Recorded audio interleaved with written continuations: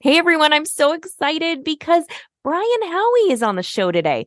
Brian is the host and creator of the #1 dating and relationship podcast in America. He's a leading expert in the dating and relationship sphere, and he's going to share all of his expert wisdom today in this show. Today's episode aims to educate, entertain, and inspire listeners seeking strategies to find love and navigating the complex world of relationships. It's going to be a casual and free-flowing conversation between Brian and I. He's got so much good information to share, and I think you are really going to enjoy today's episode of Manthropology. Hey everyone, welcome to Manthropology. Throw off the shackles of conformity and embrace your true self. Now, take it away, Kelli. There she is. Isn't she good looking? Look at the hair. She looks very glamorous. Thank you. I'm violating my no Zoom rule for her. I would love to be doing this in person, but you're going to be gone, so. You could stick around. Wouldn't kill you to hang out in Scottsdale. Where are you on Thanksgiving Day? Iowa. Okay. Yeah, where are you? Cleveland. Cleveland for Thanksgiving? Yeah. Oh, wow. You are hard to keep up with, I tell you. Well, I go there, then I go to Florida, then I come here, and then I go to Hawaii. I've never been to Hawaii. Why Hawaii? Just for fun? No, I mean, it probably will be fun, but I have to do some speaking gigs for Amazon. Well, that's cool. Yeah, they're sending me out to Honolulu. So, what? They are sending you? Amazon's sending me to Honolulu? Yeah, I've done gigs for them all over the world. Yeah, I'm a big deal. Somebody came to the Great Love Debate, or big exec at Amazon in Bellevue, Washington, where they are, came to the Great Love Debate, and she's like, this stuff is really about confidence and communication. Can you speak to like corporate people and employees around about this? And I'm like, I suppose. I'm mostly telling jokes here, but I suppose. And so they have me do stuff like literally all over the world sometimes. Yeah. Well, that is something I didn't know about you. Yeah. I mean, I don't really do I only do it for them.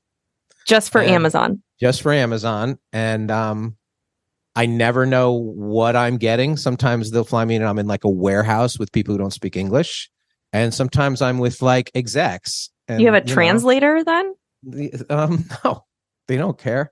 I did like 4 of them in Thailand at some like conference, and yeah. Okay. I mean, there's people who do that for a living, really, like real speakers, but I'm pretty good because I have jokes. And who is this man of mystery? It's Brian Howie, the host and creator of the #1 dating and relationship podcast in America. Welcome to the show. Hi, thanks for having me. I'm so excited to have you. So where do I even start? So how do you start a podcast called The Great Love Debate? What makes you an expert on this love stuff, Brian? I am no expert on the love stuff. I don't believe there's any expert on the love stuff. I'm really good at raising questions, and I think there's value in raising questions versus finding answers. I think the answers find themselves just by the nature of having asked these questions so many times in so many places around the world. I think we have a little bit better handle on the dynamic between men and women. I have professionally, writer, director, producer, been creating content around the dynamic of men and women for 20 years. In 2014, I wrote a semi tongue-in-cheek book about dating called How to Find Love in 60 Seconds.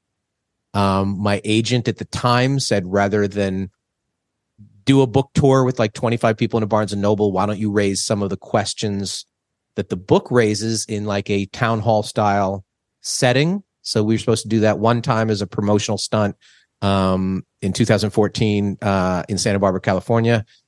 It blew up from there. It turned into the Great Love Debate. It turned into this live tour. It turned into a podcast. It turned into a whole thing. So to answer your question, I don't consider myself an expert on it, but I really enjoy the subject matter. And I think by that very nature, if you are passionate and curious about a subject matter, it gives you some level of knowledge, even if it doesn't rise to the level of expertise.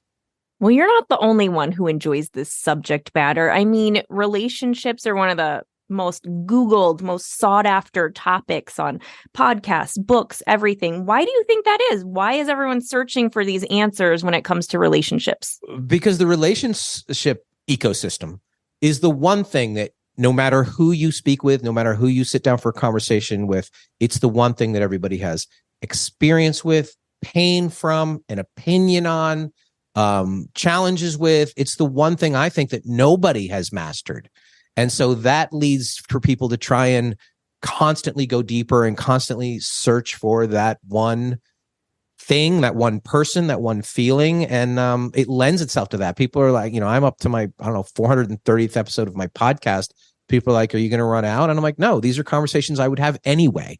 Yeah. And I'm just recording one of those conversations a week. I would talk about this anyway. I thought that by asking enough questions and finding enough answers that somehow I would get the keys to the kingdom. I'm not getting the keys to the kingdom, but I probably know 5% more than at least most dudes. And I think that helps me a little bit. I think you know more than most dudes, definitely. After listening to the Great Love Debate podcast, you've got so much good advice. But there are so many single men out there right now who are confused, hurting, broken, lost. What is going on in America? Why are people going through this? What's happening? I think the shifting of traditional gender roles in the middle of two generations of daters has really confused a lot of men and women.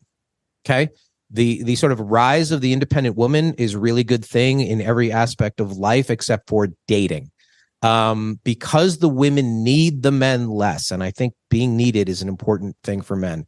The men are essentially shooting at a 12-foot basket to get into your world. We used to shoot at a 10-foot basket. So the men have to be a better shot. Yeah, but it's really confused. Like, what is my role here? Like, we hear from men all the time that a certain demo, a certain age group, they don't even want you to hold the door. So there were, a lot of women in their 20s, millennial women or Gen X, Gen Z, what is it? They're like, I'm not weak. Why are you holding the door? And a lot of men have lost their way. They've lost their purpose. And so they've retreated and they feel like they can't win. So they've retreated into this sort of world of video games and porn because they're like, I can get enough stimuli out of this. I can feel like I win. I can feel like, and that's the coming storm. That's the coming storm in the dating world is it's going to be good enough. That level of stimuli, engagement, entertainment is good. Somebody's going to be able to take a picture of you in real life or take a picture of you off the internet, create an avatar, a virtual version of you, get sort of 80% of the Kelli Brink experience and be able to be reasonably satisfied with that. And if reasonably satisfied doesn't sound that great, most people are just experiencing much worse than that. So they're like, I'm not going to get my heart broken. I'm not going to have to spend any money on this. I'm going to get a virtual version of you that is going. And, I had Dr. Drew on my podcast, I don't know, first time like 8 years ago. And he told me this. He goes, this is the coming storm. That the virtual dating is going to be good enough that a generation of men are going to, this combination of video game and I can win and I can create my perfect partner, that's going to really hurt not just the dating world, but our society. I mean, it's going to hurt the world. I mean, what about procreation? Stop the breeding. Yeah. Well, we hear from all the women all the time. I don't need you to have a baby, which you don't. I don't need this. The constant, I don't need you. I don't need you. A lot of the men are like, fine. And they're checked out. They are. And a lot of the women, lots of things have happened in the last 5 years since we've been doing the Great Love Debate that really affected dating. The rise of Me Too, which is a good thing for the most part. But I can't ask you out at work anymore. I can't compliment you at work anymore. There's a lot of repercussions of that. Politics have come into dating. You used to be able to maybe be married to somebody for 7 years and not really know how they stood on a certain subject. It didn't really come up. Now, before they bring out the edamame, they want to know how you feel about Trump. Like right away. Like they want to know where you stand on these 5 issues. It's on people's dating profiles. I was just going to say that because I'm in the dating apps, and it's like if you're a Trump supporter, don't even contact me. If you're, people are leading with that. They led with like must be vaxxed. They lead with politics, and so you're already coming at a dating from a very antagonistic point of view. We can't pick you up anymore. Can't pick you up for a date. We used to have to pick you up. We used to have to. And now they're like, no, I don't want you to know where I live. Yeah, for security reasons, though, too, because there are a lot of weirdos we were out there. Psychos in the 90s. You think we were better then? And if we're a true weirdo, I will hide it for 3 dates, and then you will find out later. Like this idea, like I don't want them to know where I live. As soon as I have your phone number, I know where you live. That's true. You didn't know us any better 15 years ago. We had a pen and a napkin at 2:00 in the morning, and we took your phone number, and you're like, you're going to have to pick me up. And that led to an air of chivalry. I will pick you up. I will open the door. I will do all these things. Now it's, I need to get out of here 15 minutes if it doesn't feel perfect. And that is really bad to date. You have to work through that initial ick and awkwardness. And, people used to be like, okay, I'm going to see how this goes for an hour and a half. We used to date that way. Now it is, I'm going to go in the bathroom and start swiping somebody else. If this guy is not funny, charming, witty, or if she's not reacting a certain way, it's both sides of this. Yeah. Well, that does bring up my next question about dating apps. I mean, you kind of already answered it, but I mean, what is the problem with dating apps? Is there one? There are a lot, I think. There are a lot. One of our taglines for the Great Love Debate used to be get your head out of your apps. And I used to say that the best dating site is Earth. And I had all of these things. I was very anti-app. Mm-hmm. That being said, people back in the 1930s were probably anti-telephone. They're like, can you believe this guy called me? Like, we have to get used to the technology. We have to. The problem with the apps is that the men are sending 36 times more messages to women than women are. 36 times. And they're not getting responded to. The apps should work. Okay. Mm-hmm. I would say, do you know why the guys are sending dick pics? If a guy sends a dick pic to 100 women, 3 will respond.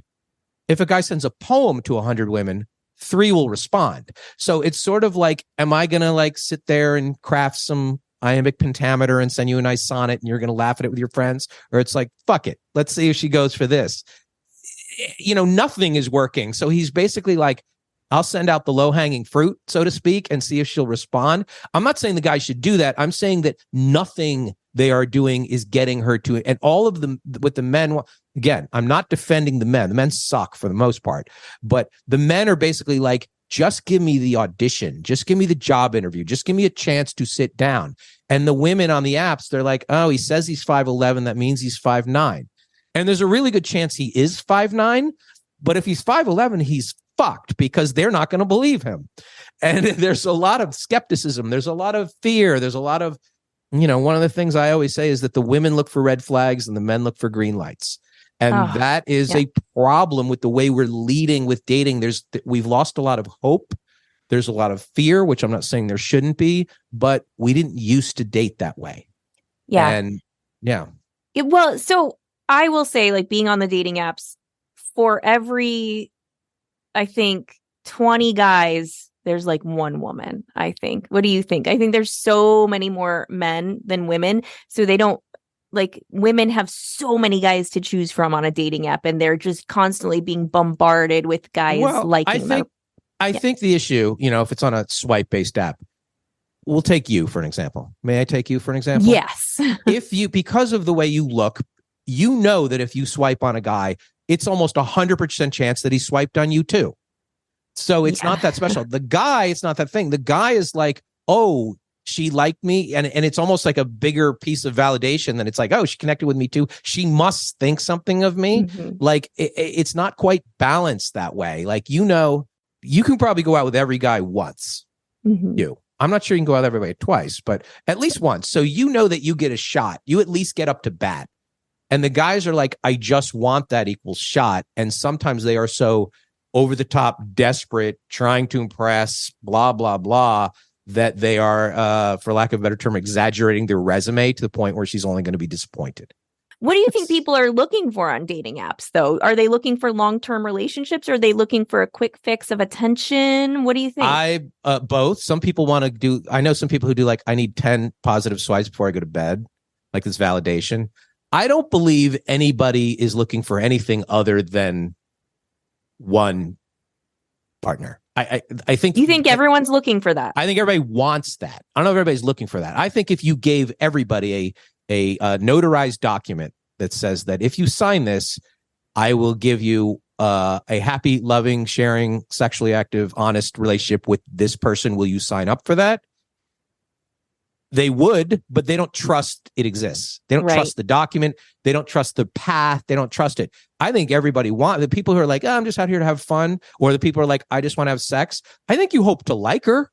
I think you hope to like him, and then you would call him the next day, and you go like, who wouldn't want that? I don't believe the people who say they don't want that. I believe they are emotionally either wounded or checked out, and so I think they need to get back to a healthy place before they want that. But once they do the work. So one thing I will give the men credit on, not overall.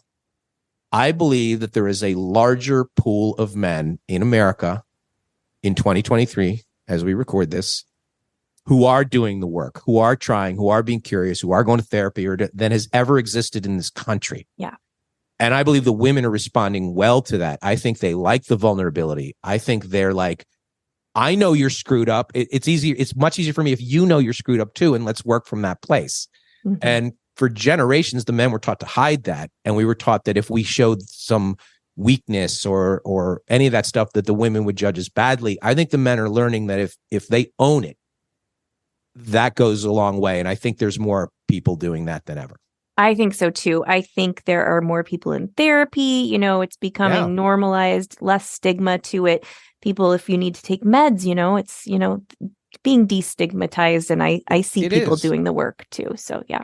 Yeah, I think that helps. Yeah. You were talking a little bit about this, but emotional availability, people are working on things, but how important is it? And what is emotional availability? What do you think about that?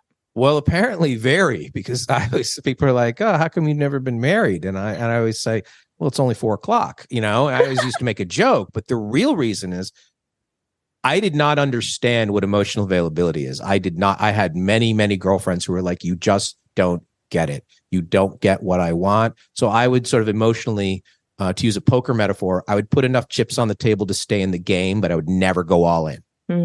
And that is because, and I didn't even realize this till I started doing the Great Love Debate. And I would hear from all these people who were experiencing like pain and joy and things that I'm like, what? I don't even dating, boys, girls. I don't know. I never took it to that deep level, which was bad. Yeah. And I realized that so my parents were married 57 years or something. I don't even think they liked each other. So because I couldn't trust their love for each other, I didn't trust their love for me, which means I didn't really trust the concept at all. And if you don't trust it, you're not willing to go to that place that I think you need to go to really be committed and really be in that relationship. And until I went to therapy, I didn't realize any of that. So I was one of those people who were not, you're living in this bandwidth between like 4 and 8 emotionally. You're not willing to go super high. You're not, because you don't trust that. And you're not willing to go super low because it's too scary. So you'd kind of exist in this middle plane. That's not enough for somebody who's trying to create a life with you or trying to go to a place where we're going to build something together. I didn't realize any of that.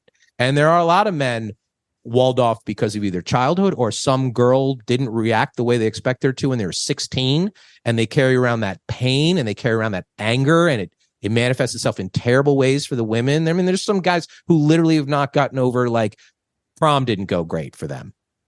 And at 45, they're still a little mad at something and they don't know how to process it. And they're not doing the work and they're not opening up. And I think that is something that we all need to look at. Like, what is your emotional availability? Are you willing to risk being hurt to get, the gold? So it's basically fear of being hurt, making yourself vulnerable. I think the women are afraid of being hurt. And I think the men are afraid of being rejected. Oh, okay. And when the women get hurt, her friends or certain, you guys kind of build up scar tissue from the time you're 14 and you learn how to process and deal with heartbreak. I'm not sure the guys ever do. I'm not sure the guys are even willing to admit that this is what they're going through. They certainly don't share it with their friends, and they wall it off and hold it in, and it could come out at any time. And either they're not willing to give their new partner what they want, or they're really angry at women in general.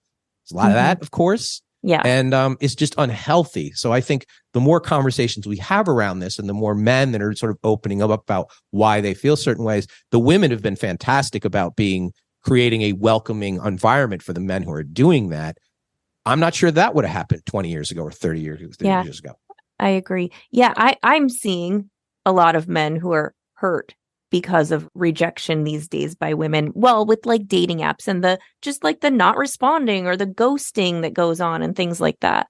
Yeah. And she didn't call me back or he didn't call me back or whatever. Like, we're really not giving anybody the opportunity to work through that initial awkward, nervous. I always say you should give, unless you feel completely scared or he spilled something flammable on you at the restaurant, you need to give everybody 2 dates.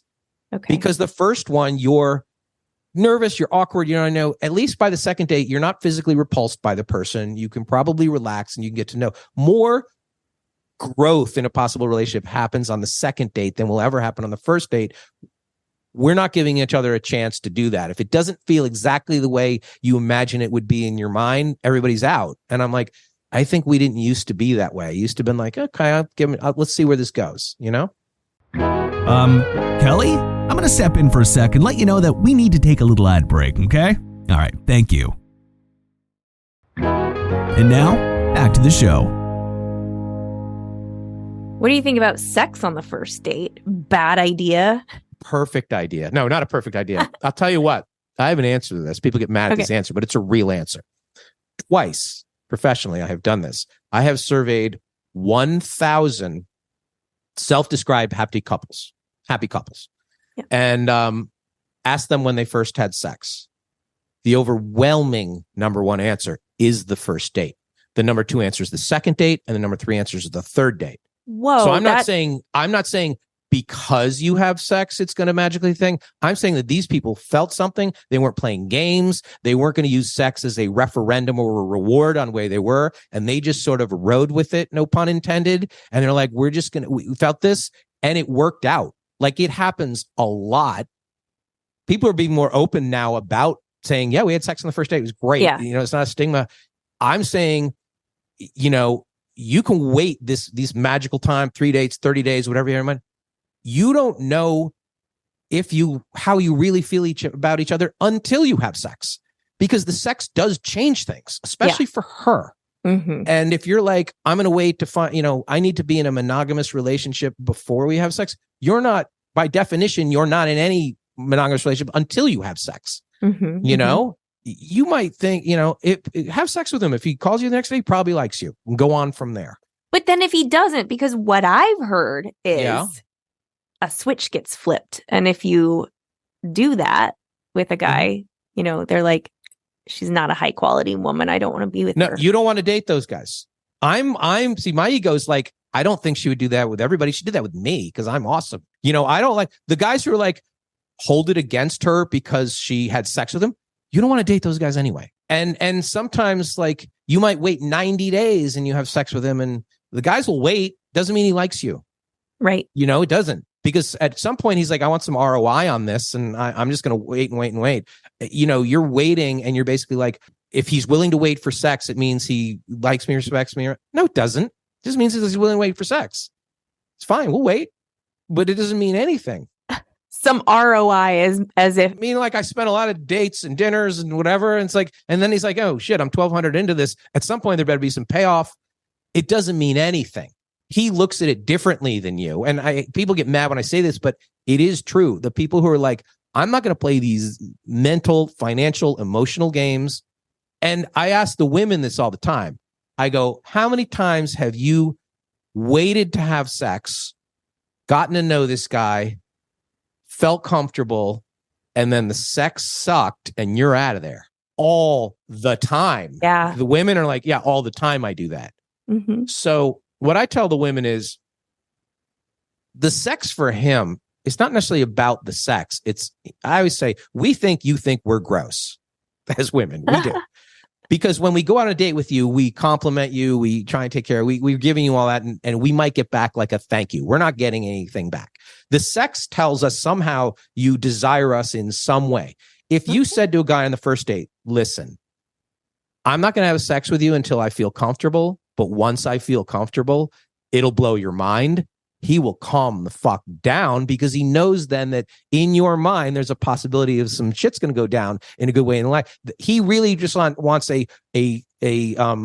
some sort of notification that you think he's physically desirable. And I don't know how women express that because you rarely compliment us. Women rarely like, oh my God, you look so handsome. It just doesn't happen that much. Really? Yeah, I do. I always do that. It's pretty rare though. We don't hear it. Maybe I don't hear it a lot, but most men you just don't hear it. It's not coming back. Like you probably hear 100 times a day, like, oh my God, you're so pretty. You're so like, you hear it. It's normal. It's white noise to you. We don't hear it at all. So if you're like physically do something with us, it's like, oh, she must think of us on that kind of level. Where if we just know that, women always think that the men's love language is physical touch. No, it's not. Overwhelmingly, it's words of affirmation. If we get the words, we don't need the touch. We want the touch, but we don't need it. The words of affirmation is what you want. You want to hear it. We want to be admired, appreciated, respected. And like I said before, the need does matter. We need, you don't need to fall over damsel in distress. We know you can buy your own stuff. We know you can but just let us get something off the top shelf. I mean, let us do that. Let us kill a spider. It goes a long way to the fragile male ego, and there is a fragile male ego. This is so funny that you said love languages because I didn't know my love language. I took the quiz last night for the first time. Oh, wow. I'm words of affirmation and gifts. Yeah. Yeah, I know you. But that doesn't mean I'm materialistic. It means means what's behind it. Yeah. I agree with you. And the women make this mistake that the touch is about the touch. No, it's because men are wildly insecure. And I think I'll admit that. And the words do mean a lot to us because we just don't hear them. We get the occasional thank you. That happens with, I brought up the first date, second date. A lot of women are like, I don't understand. I go on these dates and they never follow up. And I'm like, do you tell them that you'd like to do it again? And they're like, no, he could tell. I'm like, he can't tell. He can't tell anything. I'm like, did you say thank you? I'd love to do this again. They're like, no, I just said thank you. And I'm like, you should say thank you even if you hated him, if you had some manners. Like he needs a little bit more because he cannot tell. Yeah. You guys give us these clues at a level only dogs can hear. Like we have no idea. That's true. Yeah. We need a little bit more overt communication. And a lot of women are like, I don't have to do that. I don't have to train you. I want somebody who picks up on my signals and knows what I like. I mean, you guys are snowflakes. You're all different. All we know is what the last girl liked. And we probably found that out way too late. If you tell us what I want, need, desire, what makes me happy, we'll jump up to get the cheese. And a lot of times the women aren't sure what they need to make. If I said, and I've done this before, I've asked a bunch of women, what makes you happy or what do you need to be happy? And the list of what makes you unhappy is right there. It is ready to go because you spend a lot more time thinking about what you don't want than what you do want. And if you don't know, there's no way he's going to know. Men are not mind readers and women are very complicated. Right. And you're all different.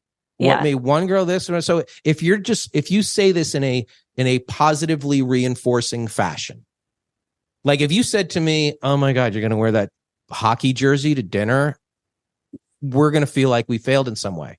But if we come out with the hockey jersey on and be like, you look so fantastic in that blue suit. I'd love to see you in that. Good. We'll go put on the suit because we're like, we get that. We know you're very clear about expressing what you don't like. Yeah. And the women are often less clear in what we do like. We do need the smack on the nose, but we do need the pat on the nose. And I don't think the fragile man gets enough pats on the nose. I don't either. And women always, my friends and I, we're always like, I don't understand men. Men are so complicated, but I really think men are pretty simple. I think they want to be respected and appreciated, needed. I don't think it's that hard, but women want to be heard. Yep. Talk a little bit about that. You recently replayed an episode. Well, I say there's three things. I say that a woman wants to feel special. She wants to feel sexy. And she wants to feel safe. And safe is the tough one, is the hard one. It's about trust and sharing and vulnerability and honesty and all of those things, not even necessarily a physical thing.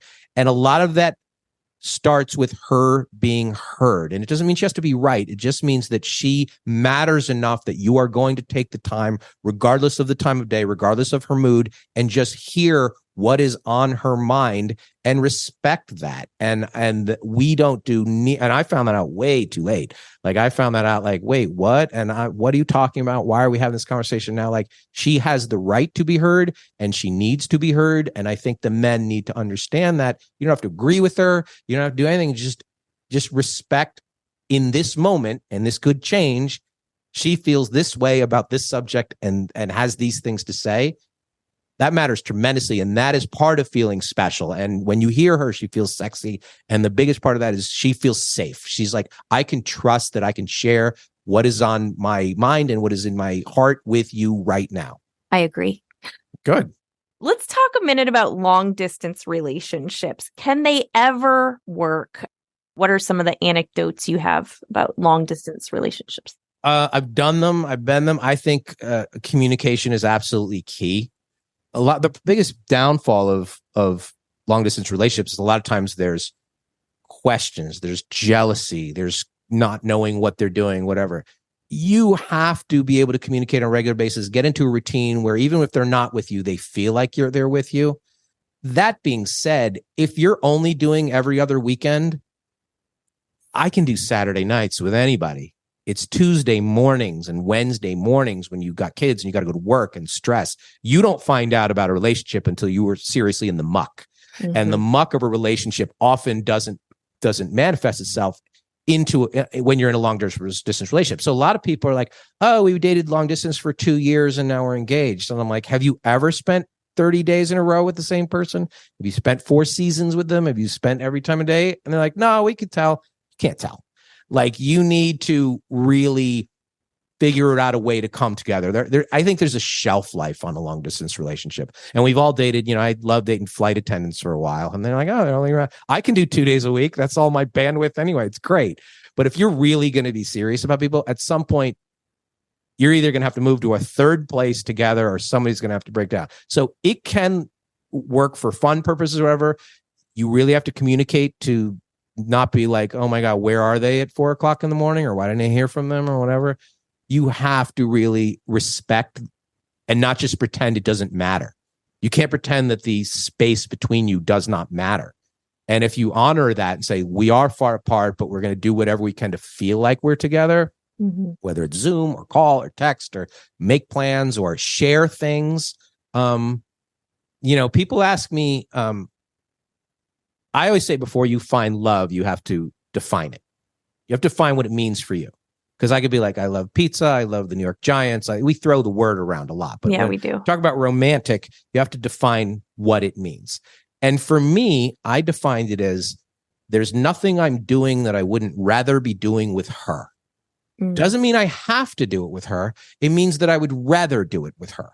And so that goes a long way in a long distance relationship because whatever I'm doing, I'm thinking I would rather do it with her. And so that feeling can sustain itself over 5 miles apart or 5,000 miles apart if you feel that way. And it's very tangible to me that I know that, like, oh, I'd rather be doing this with her. I think I love her. And a lot of people are like, oh, that's not quite fireworks and romantic enough, but it works for me. Like, I get that.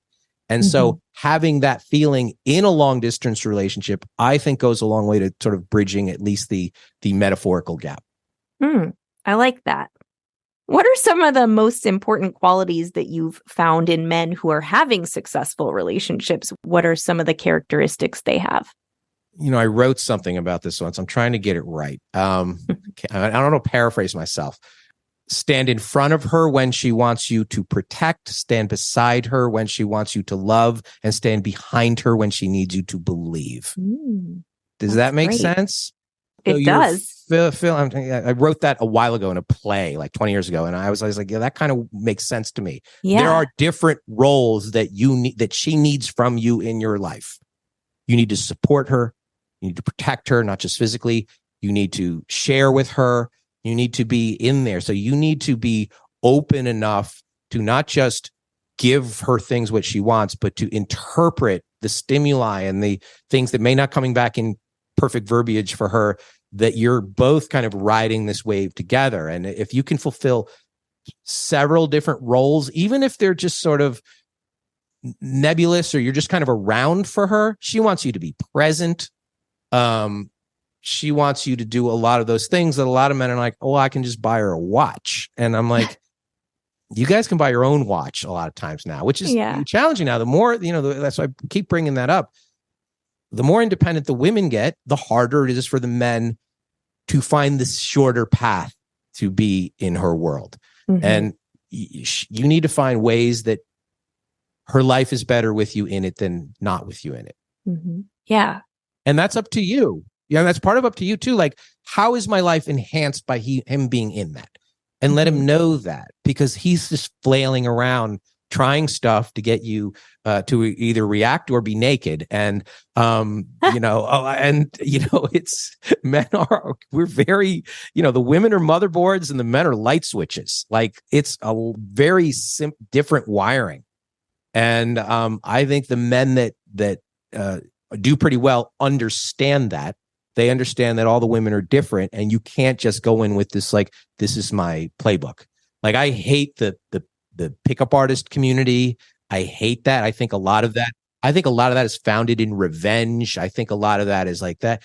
Those guys, they're not keeping any of these women. They might get them drunk in an hour for whatever, but you need to really take the time to been like, okay, they're different. She's different. And I'm going to try and learn her. Curiosity sustains a relationship. You constantly trying to learn yourself, you're trying to learn her, and you're trying to learn the relationship. You're always asking questions. You're both growing, hopefully. You're both on a journey. You're both, I didn't know who I was at 30. I'm supposed to know who you are, and I think a lot of people don't respect the fact that you both might be different people than you were when you met. A lot of times, especially when people get married, they go from husband, wife to mom and dad. And that's a much different dynamic from when you met. You have to honor that. And you have to be like, okay, that is a different role, but let's still go on a date. Let's still try and be boyfriend, girlfriend. My grandparents, they were always the model for me. They went on a date every Saturday night for 62 years. Oh, that mattered to them. That's how they spent their money. And my mother's always like, they're poor. They wasted money on bowling and dinners, and they didn't buy a nice house. And I'm like, not to me. That to me, they seem like happy people. Yes. The Howie house had a lot of money, but it was cold. They didn't care about date night, So I was like, they constantly were sharing experiences, and and it wasn't just about. And I think that couples who do that, and men who do that, and women who do that, who recognize we need to fulfill each other in different ways that are just basic give and take. Yeah. Well, the divorce rate is so high. Obviously, we know that. But I think a lot of the problem is people go into a relationship thinking it is always going to be like this. I'm marrying this person. They're never going to change. And if you're living life right, you're both going to change. You're going to evolve. And I think we need to grow together. I agree. And I think a lot of people go into marriage being like, okay, this is the next step. If it doesn't work, we'll just get divorced. Like, I don't think they're the happily ever after matters anymore. That being said, I found out a stat the other day that I was like shocked at. So we've heard some variation on half of marriages end in divorce. We've always heard that. Yeah. Well, apparently the people who get married 2 or 3 or 4 times are skewing the pool. So the first marriage rate, so it's a lot of them, like something like 70% of the marriages are multiple marriages. And really the odds of like first time marriages working are actually a little bit better than 50. We're selling hope here. We're selling hope here a little bit, but that's a little bit true. But how many do you have under your belt now? I don't. I only count. I count 2 of them, but there are 3. I have 3 under my belt. But I feel like that reflects really poorly on me. So I don't just volunteer. It means you're hopeful. I don't know about that. Part of me trust me, you get over 40 like me and you've never been married, it is a giant red flag, and it should be. It should be. I would hold that against some woman who'd never been married at 40. I would. Yeah. And I would hold it against me. Yeah. I believe in marriage. At least it says I believe in marriage. So yeah. I mean, if it works, it works. My parents were also married 57 years until my dad passed away. So I did have a good role model for what that is. But I had my own stuff to work through, I think, too, which I think maybe now you're capable. I think so. All things about capable. You have to get to the point where you're capable, not just. And a lot of times men and women get married for different reasons. A lot of times she's like, I want the house, the dog, the white picket fence. Like, he's not even on that list. Like, he's not even in there. That's true. She wants a life, and he can provide that life or be a conduit to that life. But the sharing of a life together, that's a little bit back burner for way too many people. Yeah. Yeah. What are some of the best and worst cities to find love? Oh, that's a good question. We put out our annual list every year. Some cities are always on the list of bad. Oh, I heard Kansas City is really bad. Kansas City is really bad. So the cities that tend to do, let me start with the bad ones, because that's always more fun. Okay. Seattle is terrible. You've got a lot of soggy weather, independent women, and socially awkward men. It's a bad combination. Okay. San Jose, Silicon Valley, a lot of these men were basically feel entitled. They're like, I was told if I made $1 million, all the girls would like me. And all the girls are like, well, I made $1 million too. So there you go. Philadelphia is rough. There's way too much machismo there. A lot of the women there are like, the men here are such assholes. And the men there are like, so? Like, they don't even register. New York's tough. LA, the good weather cities are tough because you can have a reasonably satisfying day. Walk your dog, you drink some wine, you go to the sunset, whatever, in Los Angeles, San Diego, whatever, without having to, like, I got to sit across somebody I don't know for 45 minutes. So you're not quite as motivated to get into it. If it's like, my day was okay, I don't need somebody in this. That's interesting. People are just so content with life. Yeah, it's a content life. You're like, you know what? This is nice. I had a pleasant day. The cities that tend to show up on our list of the best, two of them show up a lot, and they're for different reasons. Chicago is almost always on the list for the basic reason is that men and women do things together socially.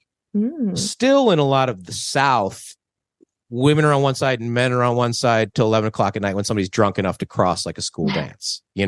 There's a lot of that weird energy in there. Yeah. But in Chicago, men and women, there's a lot of time when the weather's terrible. But that first nice day of spring, you see men and women playing sports, watching games, sharing space, and they're not afraid of each other. That goes a long, long way where you have at least proximity to large pools. That goes a long way. Another city that is really underrated is Washington, D.C. You have a really good pool of people. A lot of people are smart there. A lot of people are ambitious there. But the pool turns over a lot. Almost everybody who's in Washington, D.C. didn't come from there. Right. They do all that. And also, it is a good career move to get married. You're looked at as far more stable being married. So the people there, especially the men, are more incentivized to have their fun.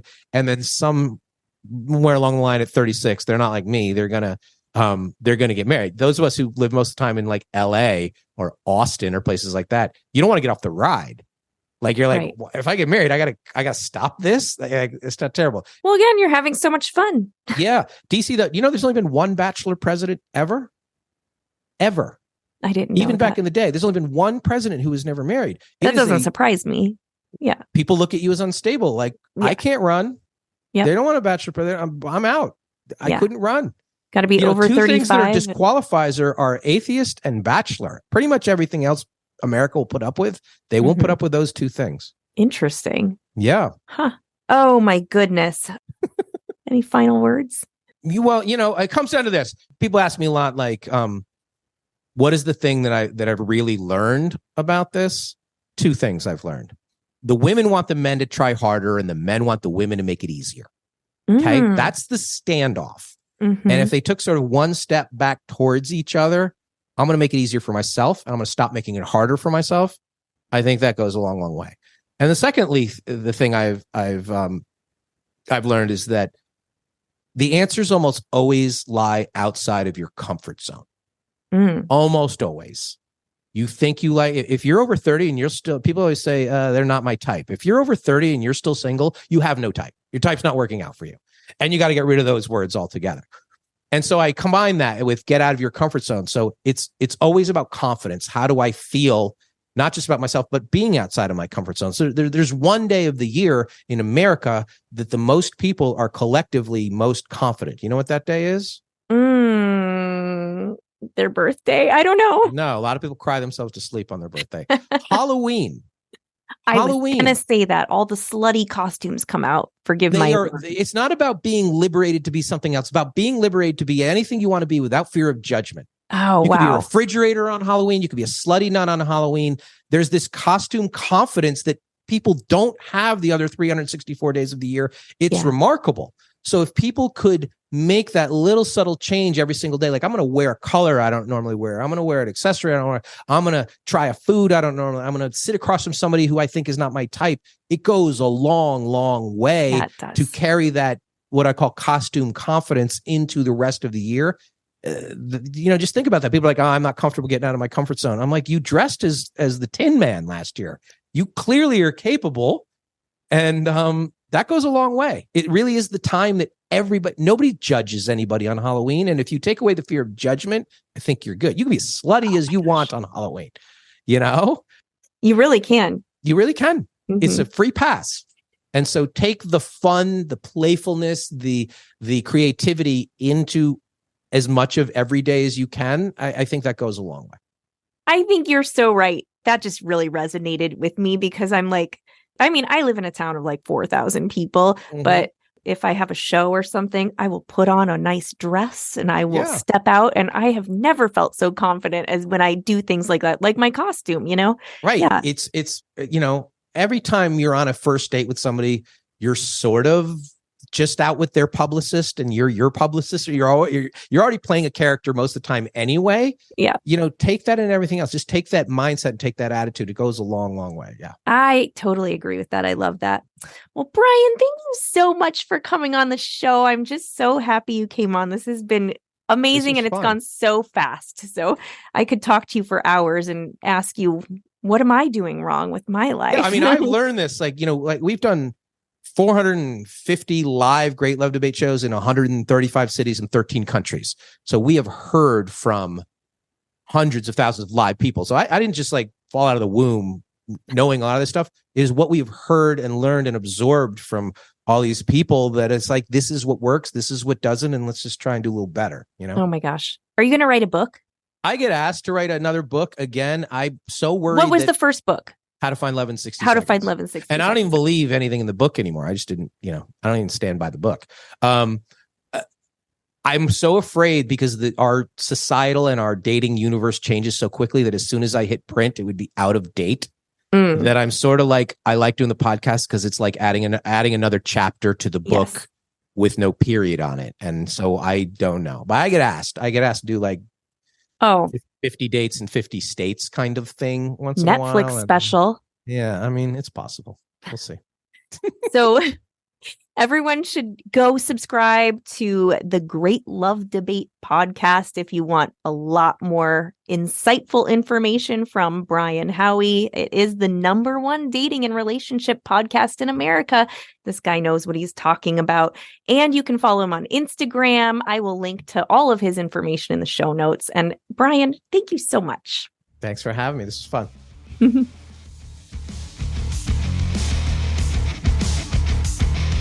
Manthropology is written, produced, and hosted by Kelli Brink. If you enjoyed today's episode, be sure to subscribe to our podcast and leave a 5-star rating and review. Your feedback helps us improve and reach more listeners like you. You can stay updated on all things Manthropology by following us on Instagram @ManthropologyPod. Questions? Email us at info@manthropologypod.com. Thanks again for listening, and we'll see you next week on Manthropology.